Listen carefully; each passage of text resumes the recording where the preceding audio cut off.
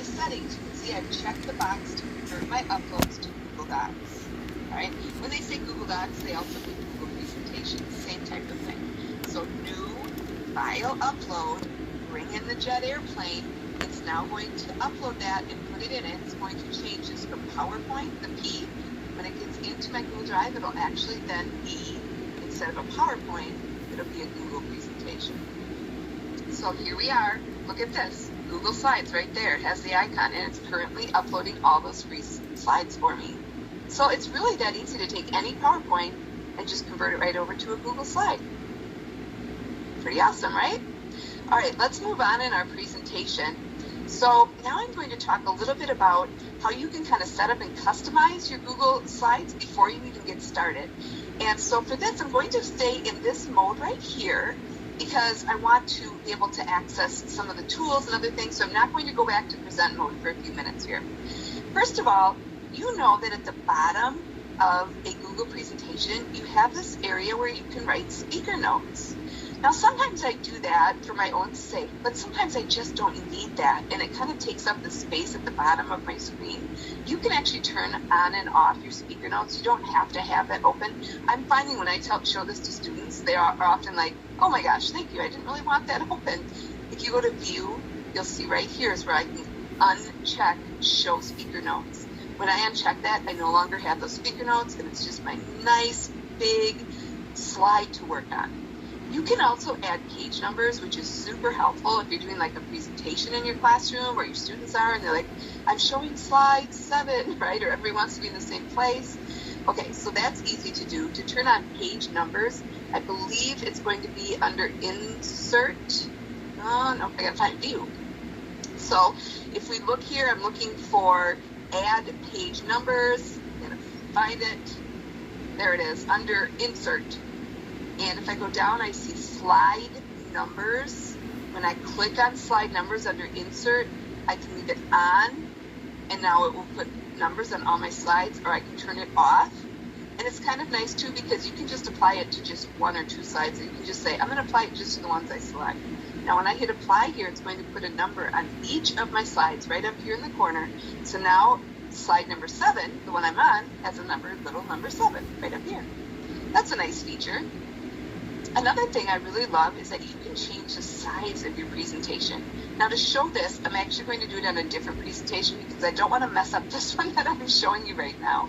So I'm just going to open a new tab where I have a blank, I call it my practice presentation, opened up. And I'm going to show you how I could change this from your typical, what tends to be like a 4:3 ratio, to something different. I can go to the File, Page Setup, and so I have a standard 4:3 ratio, which is awesome, especially if you're presenting in class. But sometimes you might just want another option. You might want a widescreen option to make it a little bit wider and less up and down, right? Or what's really awesome is you can do this custom.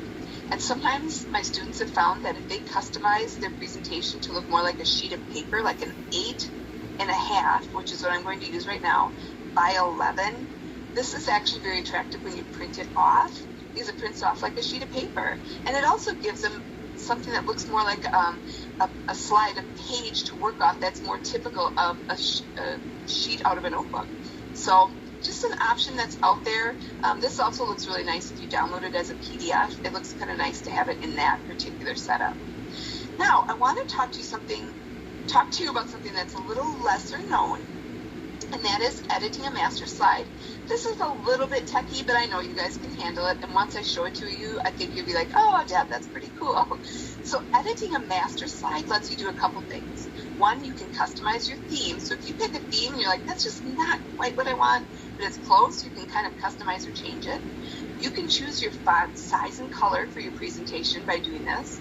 And you can also add an item to every slide. So let me just go ahead and demonstrate this for you. I'm back on my just practice presentation, right? And if I go to slide, I see a little ways down here, there's Edit Master. When I click on Edit Master, it opens up a different view.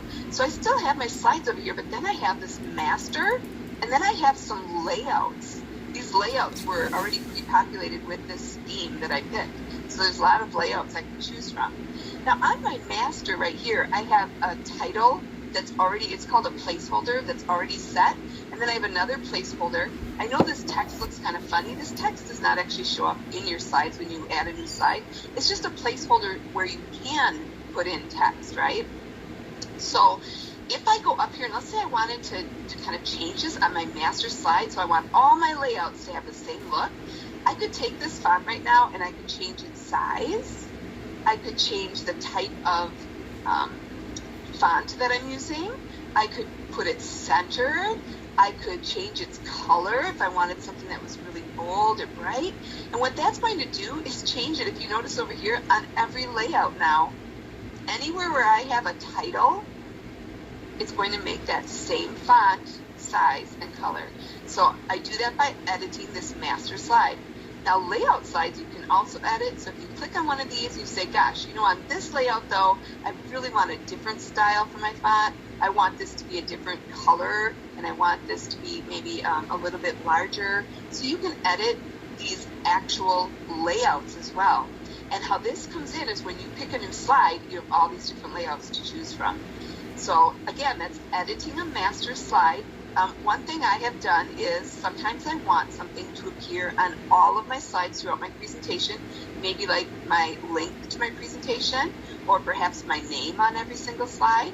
That's really easy to do. I just go up here and get myself a text box. I put the text box wherever I'd like it to appear. Again, I can change all my settings up here for font, size, color. I type in what I want to say, and now I can see that my name is going to be on every single slide that I can choose from for different layouts. So that's how you can do that. You can also add an image. If you want to add an image, it'll show up on every slide in your Google presentation. So that wasn't so difficult, right? And that's called editing a master slide. And I just showed you also how you can edit or add in new layouts. Actually, I don't think I showed you how to add a new layout, but it's not difficult. If you go to insert, you'll see that you can add new layouts. Oh, maybe I'm in the wrong spot. I think it's under slide. I think I have to go here and say, there it is, new layout, right there. So I could actually click this new layout. It'll add an additional slide right down here at the bottom, and I can now, doctor that up and change it however I want. I can have as many layouts as I want. I can delete layouts. If I don't want all these layout options, I could delete them and have just a few. So it's really pretty easy to kind of edit and change the look and everything of your different layouts. Let me show you this real quickly too. Like, let's say I had a layout. I'm just going to pick one random here. Maybe I want to do something different on this layout. I can go in here and I could say, I want to add like a white or gray kind of background. There we go. I want this box to be an area that's kind of blocked off within my layout. So now I have that option. If I want to get out of this view, I can exit right here out of Edit Master Slide. I could also click on any of my slides over here. And now watch how easy it is for me to add any of my layouts. Here's this little plus with an arrow next to it. When I click that arrow, look at this. Here's all my layouts. And here's the one that I just doctored up. So now I could add that slide and have it ready to go. So I hope I kind of gave you a brief overview of how to use that Edit Master Slide. There's a lot more to this one, but those are some of the basics. All right? Okay, let's go ahead and move on to the next thing. Let's talk a little bit about just adding some content in. I just showed you this symbol right here, in which if you go up to the little plus with the arrow next to it, and you hit the arrow, you'll see all the possible layouts that you have to choose from, okay? That's a really easy way to add a specific type of slide that you want to use. Here's some other great tools that definitely help us out when we're doing a Google slide presentation. The text tool to add a text box, the image tool to add an image, the shapes tool to add shapes, and then the line tool to add lines, arrows. The line tool actually has quite a few choices here. You can do any of these, including even a scribble tool, so you can even freehand write onto your slide. So I use those 4 tools in the toolbar all the time. And I'm not sure if any of you know what the paintbrush does, but I use this one quite a bit too when I'm creating slide presentations. So let me show you what that does. Let's say that I had a slide and I have a text box on my slide, and perhaps I've chosen a specific font that I like, and maybe it's a certain size that I like, maybe it's a certain color that I like. Oh, that's a bad color because it matches the background. Let's pick a different one. There we go. And I'm just going to type, I like this format. So perhaps I'm doing something in my slide presentations and I decide, I like this font color. It works really well. What you can do is highlight any part of the word that you like, or the sentence that you like, hit the little paintbrush. Now the paintbrush is right up here. You got to kind of look, it's like a paint roller right here. So you're going to just click it once. And now, if I go to another slide and I have some text that I like, and I would click it, let's see if I can go here. If I click on a word, look at how it changed it to that particular setup that I had. So it changed is to the font, color, and size that I had basically copied over here. So think of it like copying a certain format. So if I do it again, I'm going to highlight a part that I like, hit the paintbrush, and then go to a page and say, oh, I want this word to be that. Isn't that great? You could also highlight a bunch of words and change a bunch at once. So that's what that little paintbrush does. I think that's pretty useful. You have your undo and redo, which your students, you're going to find, are going to use this all the time. I'm constantly undoing and redoing something on mine. I'm not sure if you're familiar with this little icon, but this is the Explore tool, which opens up right down here in the bottom right corner. Okay, so we have our Explore tool. What that lets us do is kind of do a little bit of addition to content to our slide. So I'm going to hit this Explore. I have a search right up here. You know there's going to be an eclipse. So I'm going to type in eclipse. I have to stop and think how to spell it. And when I do that, it brings up web search results on the eclipse. But I can also go to images, and I can find images of eclipses. And I could drag any of these over and onto my presentation. Sometimes they come in rather large, and I have to kind of rescale them and bring them to the size I want. You can also go to your Google Drive and find anything in your Google Drive that has the word eclipse in it. So it gives you those three options for searching. I use the Explore tool all the time to find content and links to bring into my Google presentation. So that's a pretty useful tool. Here's a really great tip that I have for you, and that is using the arrow along with the shift key, all right, or using the shift key whenever you click on something, even if it's not the arrow, like maybe you're going to move something. The shift key does something really amazing. It knows that you're about to select something. So let me demonstrate this for you, because this is one of those things that drives me crazy when I'm working on Google presentations. Let's say I'm going to select a text box, this one right here. If I select that text box, really, if I wanted to delete it and I hit the delete key, all it's going to do is delete one letter. So you see it took the T off of meet. Well, that's not really what I wanted. I wanted to select the whole text box and get rid of the whole text box. But because I just did it by just clicking it, by the word, it didn't do anything. Now, watch the difference. This time, before I click on this text, I'm going to hold my finger down on the shift key. So right now I'm holding down the shift key. Now I'm going to click on this text box and hit the delete button, and the whole thing goes away.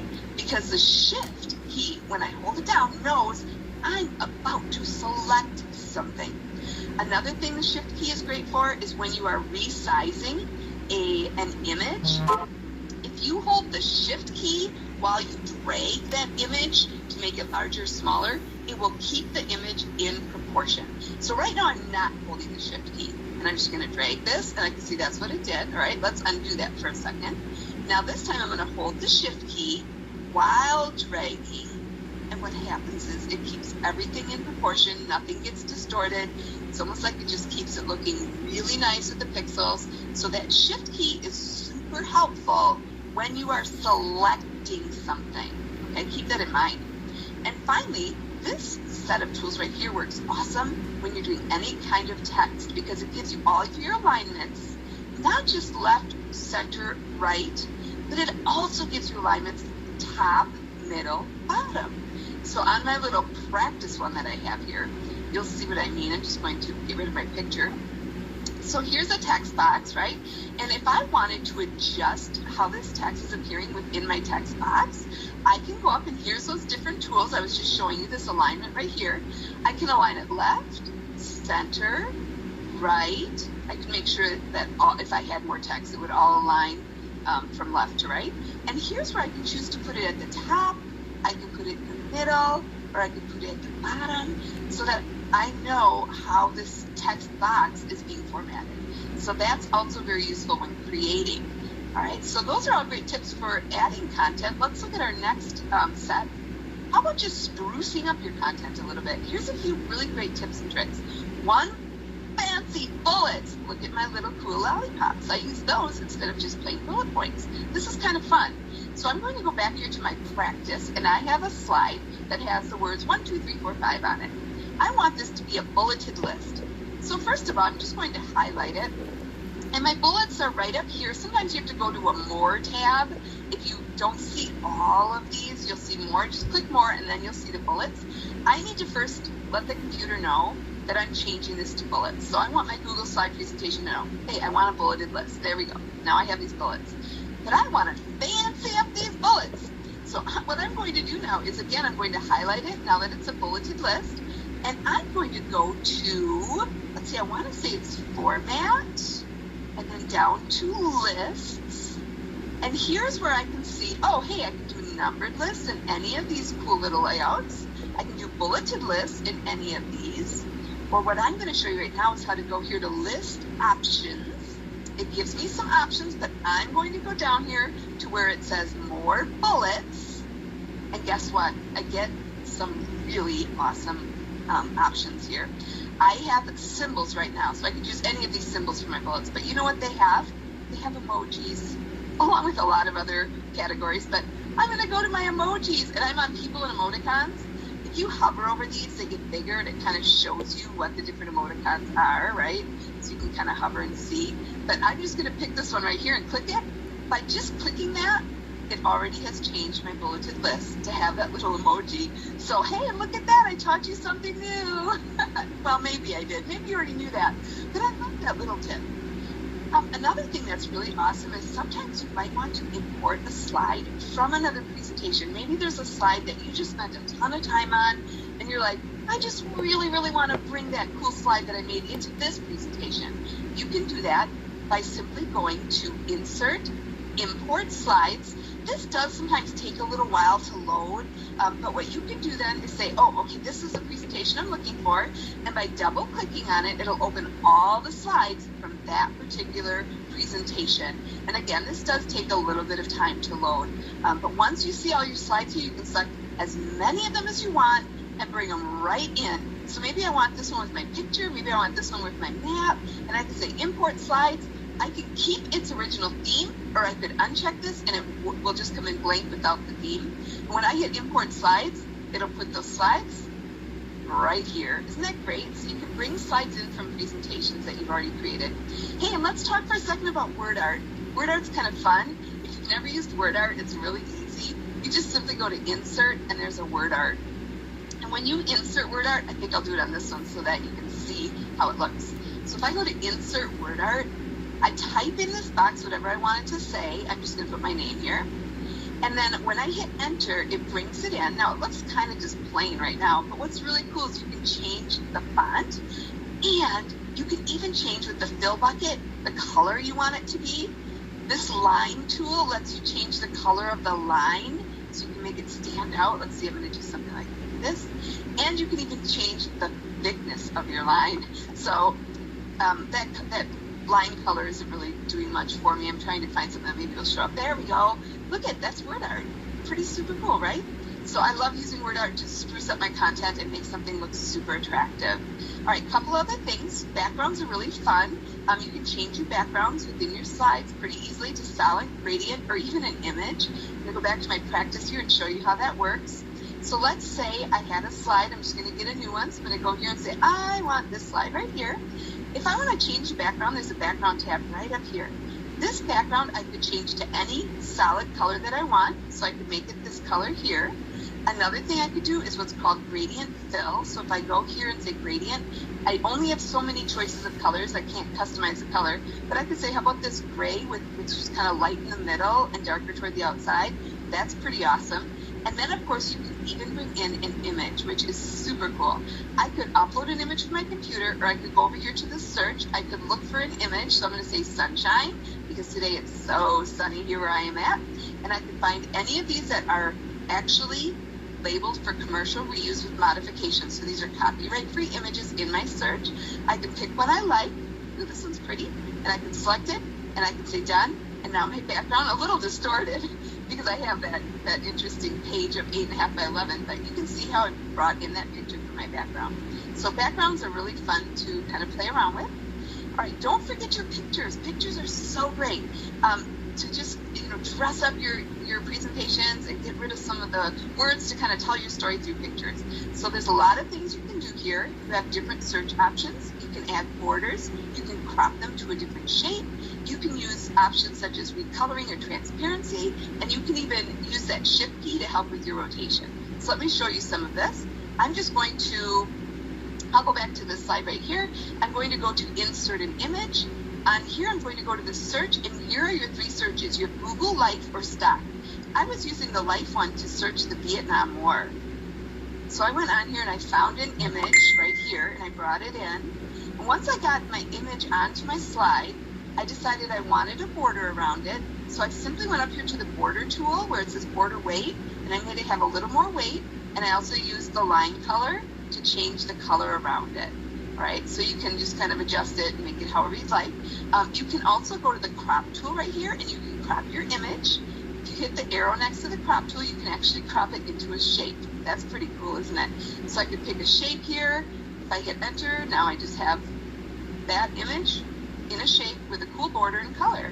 And as I mentioned, you can also shift these, rotate these with the shift key. So I'm holding the shift key down right now, and when I rotate, it's going to rotate it on 15-degree angles. So here's 15, here's 30, so I can turn it to a 30-degree angle. If you do not use the shift key, it just goes randomly at any angle. All right, so that's how that works. I just have a couple more things real quickly to share. If you want to just kind of